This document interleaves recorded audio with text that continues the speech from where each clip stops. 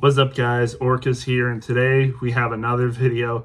Today we get to talk about the Kansas race, and no, it wasn't as crazy as it was last year with a .001 second finish between Larson and Chris Buescher, but Larson still did win this race, and he won it in dominating fashion. I mean dominating fashion.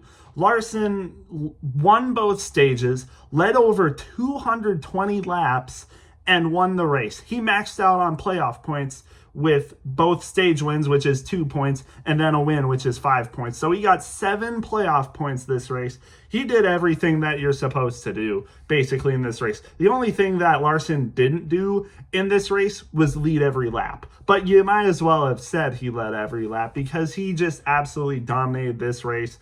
Larson, he'll have those races where people like, oh my gosh, this is your guys' opinion on the best driver in the entire world. And then there'll be races like this where those people will be like, yeah, this is the guy that's the best driver in the world. I was telling you that. And yeah, if you were to pick a race that would exemplify the opinion that Kyle Larson is the best driver in the world, this would be the race to do it for sure. It was crazy. And there could be arguments, to disprove the case. Because I think really, how many lead lap passes or how many first place lead changes was there in this race? Because I don't really think there was that many. Because it seemed once the leader got clean air and just got like way ahead of the second place in other cars, they weren't able to make up ground unless the leader got caught up in traffic, which is what happened to Larson a couple times towards the end of the stages. But other than that, it seemed like once they had the clean air, they were just able to do whatever they wanted, get like 5+ second leads, 3+ second lead, 4+ second lead. It didn't matter. And Kyle Larson was the one, I would say, that did that the most. Of course, he led the most laps. Chase Elliott seemed like he was able to do that too, though, on one of the restarts when they went to pit road on the yellow flag, I'm pretty sure, after one of the stages. I think it was after the first stage. After the first stage, they pit. I'm pretty sure Chase Elliott gets the lead from Kyle Larson, and he gets ahead of him on the restart. And then once he's ahead of him, he's just able to take off, and Larson can't catch him. So I don't know whether or not it's because of, the clean air, which they were talking about, once they get to first place, they have all the clean air in the world, and they can just block anyone else that tries to get in their way. And yeah, they just can't do anything. The people behind them, they're in dirty air, they can't pass. So I don't know if that's why Larson was able to lead so many laps this race, but either way, he did it in dominating fashion and was definitely still, even if the first place, all the clean air you want, nobody can pass you in first, Larson was still clearly the best car this race. Even when he wasn't in first place, he was in no position under like fourth place. He was always in the running. Like, I don't think he spent a single lap outside the top 5 today. I can't remember a lap where he was outside the top 5, maybe besides, green flag pit stop runs. And even then, he was still in the top 10 because of how good he was running. Even after the green flag pit cycles, he was just absolutely dominant. There's really nothing much else you can say about Kyle Larson except that he absolutely dominated this race. He has 3 wins on the season now, ties Christopher Bell, and he's a lot more consistent. He has a lot more points than Christopher Bell. He is now the regular season points leader over William Byron, and there's really just no stopping him at this point. He is inevitable. He's going to be the talk. I was watching Iceberg's, post-race coverage, and you really don't really need to talk about Larson all that much. Everything's been said about him with the NASCAR themselves anyway. He's going to be talked about a lot with Fox, between the IndyCar race. He's going to be in the Indianapolis 500. He's going to be doing all that practice and qualifying. So all the spotlight's going to be on him. And then, he's going to be at North Wilkesboro, obviously, And then he's going to be running the Coca-Cola 600 right after the Indy 500. So all the highlights, all the coverage is going to be on him. And now, of course, he wins Kansas. So all of the coverage this week is going to be on him. So really, so many people are going to be talking about Kyle Larson in this whole month of May. So I really don't need to be doing much more talking about him. And yeah, no one else really does either, because I think Fox will have that covered for the rest of the month. But yeah, other than that, I think this race was okay. Like, this race wasn't anything special, unfortunately. I mean, compared to the Kansas race we had last year in the spring, this one was like horrible. But in reality, this wasn't a horrible race. I wouldn't say it was a great race at all. It might not even be like a really good, it's not even a decently good race. I would say by my standards, this was a mid race. And by mid race, I mean like a B or a B minus race. I still haven't even thought of how I should rate this race. I was thinking maybe the same thing about like Homestead, Miami, but yeah, it wasn't an amazing race. I still think it was decently good, though. Definitely better than Darlington, Martinsville, and Bristol. I would definitely say this race was better than those ones. I would probably, however, say it was more on the tier of Las Vegas and Homestead, so the other intermediate tracks that we've ran at. And I would say Texas was better than this race. Say what you will about Texas, but I honestly think, the wackiness and stuff of that race actually kind of made it better than this race, but only by a little bit, because I think, the passing in this race was actually still pretty good. You were able to work multiple lanes. You could pass on the bottom, you could pass on the top, and, there was some pretty decent racing at some times, really. The only reason I would say this wasn't, an amazing race is because the people leading this race, there wasn't really much tension in between them. Like I said, whoever got first place, they were just able to run completely free with no challenge whatsoever. No one was able to pass for first place, no matter who it was.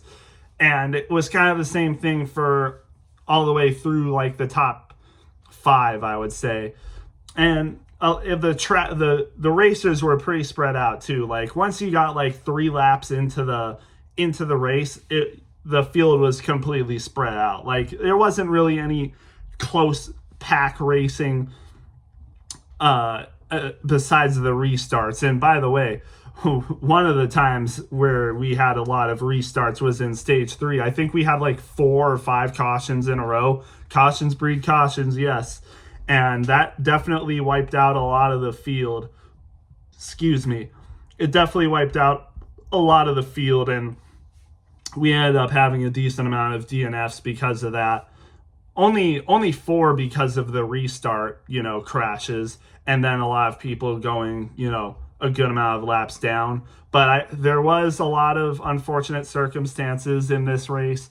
AJ Allmendinger, like 5 laps in, blows the engine, and you could tell he was definitely pissed on the radio with the ECR engines. And, Chevy, they're split between Hendrick engines and ECR engines, and unfortunately, Colleague cars have ECR engines. And despite that, Allmendinger has actually been running really good this year so far. And, unfortunately, you could say inferior engines to the Hendrick engines kind of caught up with AJ Allmendinger. He ends up blowing an engine and finishes last in this race. That was really unfortunate to see. Brad Keselowski, who was running up top, he was in second place at one point in stage 2, I believe. And then unfortunately, he loses it, blows a tire. That might have been stage 3. Actually, I think that was the first caution in stage 3 that triggered all the other cautions. And that was just really unfortunate to see. Brad Keselowski has had a terrible start to this year so far. His best finish is 11th. He hasn't gotten a single top 10. And just when things were looking good for Brad Keselowski, he ends up, unfortunately, biting the bullet and blows a tire, goes hard into the wall, and ends up not finishing the race. That was really hard to see. And then also Denny Hamlin, who was having a good race, just had some, I forget what it was. It was something with the startup, being able to get off pit road. He just wasn't able to get get off pit road when he was trying to shift into gears. I don't know what that's called. I forgot what it was called. I knew what it was called, but I don't remember at this point. But he just had some shifting problems getting his car started on pit road when he was doing his pit stops, and that was just the end of his day. He couldn't get started and had to go to the garage, and the repairs, they couldn't do anything about it. So a lot of good cars in this race were caught up, including Kyle Busch. I almost forgot to mention him, but Kyle Busch was having a pretty solid day too, running around right around top 10. Might have had a top 10 car, might have been able to manage a top 10 car today if he was able to finish the race, but got caught up in one of the restarts going 4 wide. It was like Barry, Gregson, and Chastain, I think. They were just all squished together, and they kind of all bumped into each other, and it was kind of like a chain reaction, and then the last person bumped into Kyle Busch, which sent him spinning, and he was not able to recover from that. There was also a lot of pit road penalties today. A lot of people got caught up in pit road penalties today. Pit road has definitely been a huge factor this year, and Fox coverage has been pretty deep on pit road stuff lately. I didn't really see this much coverage when I first started as a fan, which was admittedly only 2 years ago, but still, it seems like they've been covering pit road stuff a lot more, and pit road definitely has been playing a lot more of a factor, and a lot of people have been getting caught up with penalties and stuff, and that definitely affected a lot of people's days too. But like I said, this race was all right. It didn't end in an overtime finish. Again, like I said, not a crazy 0.001 second finish like last time. No, Larson just absolutely dominated this race, and Chris Buescher, while still getting a top 10, wasn't, really in the picture to win this race. So with that being said, though, I still think this was a decent enough race, just not one of the most amazing races, of all time. And it's kind of unfortunate because I feel like everyone kind of expects Kansas to be one of the best races of the year, like consistently, but not even this year. It's not really even close to one of the best races this year. I think, Atlanta pretty much has that beat. Actually, what is the best race of the year so far? I don't even know. It would probably be Atlanta, I think. I think Atlanta's probably been the best race of the year so far. And that's kind of crazy, but, hopefully we'll get some more good races soon. We go to North Wilkesboro next week, and then after that, we got the Coca-Cola 600 at Charlotte. So hopefully that'll be a nice race, another, intermediate track. So hopefully that can put on a good show, hopefully better than Kansas, because I would probably score Kansas probably at an 8 out of 10 or lower. Probably lower, like I said, probably closer to Las Vegas and Homestead ranking. I'll have to figure that out, though, because I have to decide that. I forgot to do it before I made this video. But anyways, with that being said, let's get to the drivers. First of all, I already talked enough about Larson. I don't need to talk about him more. But 2 other drivers had a pretty good day today. Christopher Bell and Ryan Blaney both finished with 49 points today. Bell finished second. Ryan Blaney finished third. Ryan Blaney, of course, just has an amazing car on long runs, and he was able to get a good amount of positions towards the end of this race on the final laps. Actually, I think he went from like 8th or something to 3rd. So, and with this kind of race, that's actually pretty good. So, good job to Ryan Blaney for 3rd and Christopher Bell for 2nd. And it never really looked like Christopher Bell had the speed to win this race, but still, 2nd place is definitely very good for him. He already has 3 wins just like Larson. Now I think he just needs to focus on getting a ton of points. He just needs to be focused on getting stage points and having good finishes for races. He doesn't necessarily need to win more races. He just needs to have good finishes. So, and Ryan Blaney's still looking for that first win, even though he is really, doing really good in points right now. Him and Chase Elliott both have not won a race, but they're doing really good in the point standings right now.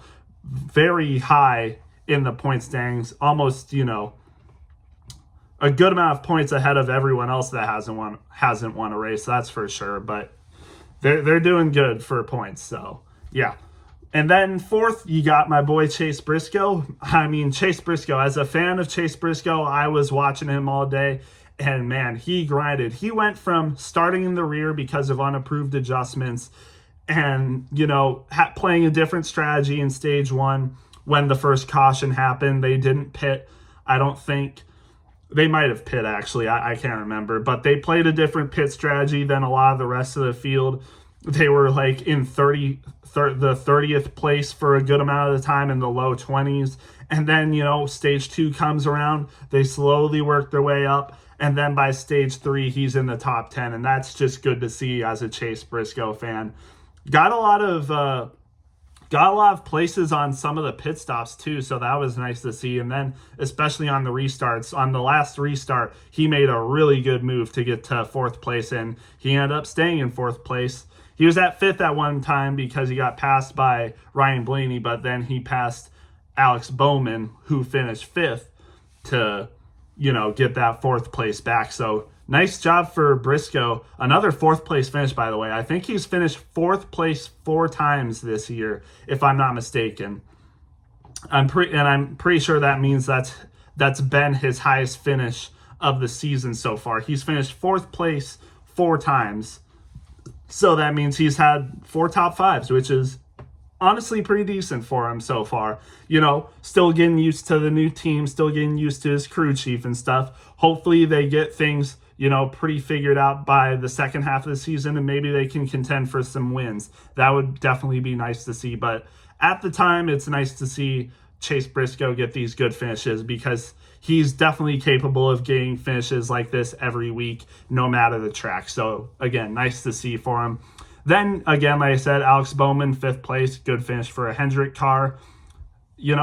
It's weird because Alex Bowman and Kyle Larson for the Hendrick cars did a lot better than their other 2 teammates, and then Christopher Bell and Chase Briscoe did a lot better than their other 2 teammates as well. So kind of a Hendrick JGR, 2 drivers doing a lot better than the other 2 drivers. But yeah. Then in 6th place, you got Josh Berry. I mean, Josh Berry has been really good at these intermediate tracks. Obviously won Las Vegas, so he's already locked in the playoffs off of that, assumedly. I would think that more than 16 drivers win a regular season race, especially at this point when you have Larson winning almost every race. Christopher Bell's definitely going to be in contention for more wins. Same with Denny Hamlin and the other Hendrick drivers, and hopefully the JGR drivers, and then of course Penske, and then you might get some RFK drivers that get wins as well. But yeah, Josh Berry still, again, 6th place finish. That's pretty good, very good at these intermediate tracks. And then 7th, Ryan Preece. Very good to see some RFK drivers up here. Ryan Preece finishes 7th, and Chris Buescher finishes 8th. I mean, Ryan Preece is right on the cut line to be in the playoffs. I'm pretty sure he's like -7 right now. So he is right there to be in contention for a playoff spot. But he's going to definitely need to do a lot more work to be secure in a playoff spot on points. I would say to be comfortable, he definitely needs to get a win. But hey, he's doing pretty good right now for his first year at RFK, all things considered, and definitely outperforming one of his teammates. So, but he's not outperforming Chris Buescher, even though Chris Buescher finished after him, still gets an 8th place finish. He's doing pretty good in the point standings right now. He's right around where Chase Briscoe is in the point standings. So far, they're a plus to the good for a playoff spot, but he's definitely been doing decent this year. Good to see him there. Joey Logano, 9th place finish. Not much to say. He was actually up front for a part of this race when those cautions were happening, but you could tell he definitely didn't have the car, and he fell back to 9th. So, what are you going to do? But someone who definitely had an impressive finish is John Hunter Nemechek. It's a top 10 finish. I definitely think the legacy cars have improved a little bit, and John Hunter Nemechek is actually right there for a playoff spot on points too. He's actually not far behind some of the drivers. He's like right around where Kyle Busch is, I'm pretty sure. He's actually not doing that bad so far this year. So if he can somehow maintain this consistency, I think it would definitely be a big improvement year for John Hunter Nemechek. And who knows? Maybe Legacy is really improving their cars, which would be nice to see. Unfortunately, his teammate didn't perform that well, but that's because he was caught up in some incidents and some penalties, I'm pretty sure. So we'll see him later on. He's definitely down below, but still. Then you got Austin Cindric, finish 11th. I'm pretty sure he had a penalty on pit road. He was able to make that up, though. Finish 11th. Pretty good day for Austin Cindric, all things considered. He has definitely improved this year so far, in my opinion. I mean, some people tend to overlook Austin Cindric because of his first couple of years, but I think Austin Cindric is honestly on the come up. He's been doing a lot better recently. So good to see for him. Pretty strong finish for Todd Gilliland as well, who finishes 12th. Corey Heim has a 2311 car, outperforms the other three 2311 cars for a 13th place. Granted, some of the 2311 cars had incidents, but still, he was able to finish 13th place. That is very impressive for Corey Heim, and honestly, there's no reason Corey Heim shouldn't have a Cup Series ride in the next couple of years. I think he is definitely ready to be in the Cup Series. If he has a good car, like a 2311 full-time car, I think he will definitely do wonders for the series. He's definitely a lot more worthy than Riley Herbst from what I've seen. So hopefully he gets a shot soon because I think he definitely deserves it. Noah Gragson finishes 14th, not bad. Chase Elliott finishes 15th. A little bit of a struggle day for him. His pit crew definitely cost him. He was running first, like I said, and then his pit crew just really messed up. He went from like 1st to 10th place or something. And then once all those cautions came out, he wasn't really able to make any ground and just fell back to a 15th place finish. Unfortunate for Chase Elliott. He possibly could have won this race, but just wasn't meant to be. And then the final front row car, Zane Smith, finishes 16th. That's kind of funny. Front row finishes 12th, 14th, and 16th. But still a pretty decent day for them. A little bit over mid-pack, so good to see front row running like this. I mean, you don't really see all of the front row cars up here a lot. So to see them all like this on the same page, that's a pretty good sign for them, to be honest. 17th for Tyler Reddick. Weird day for Tyler Reddick. A lot of people expected him to be up front a lot more. Obviously, he's been pretty good at Kansas in his career, but it just seems like something's been off for him at Kansas lately. Just unfortunate for him.